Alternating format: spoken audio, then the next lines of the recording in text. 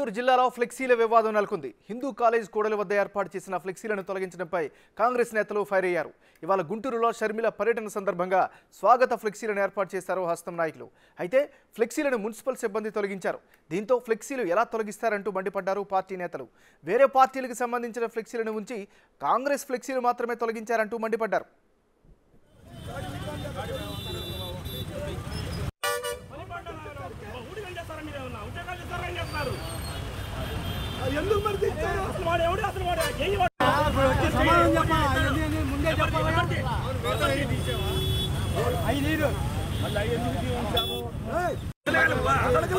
పురుగులు పడిపోతారు మీరు.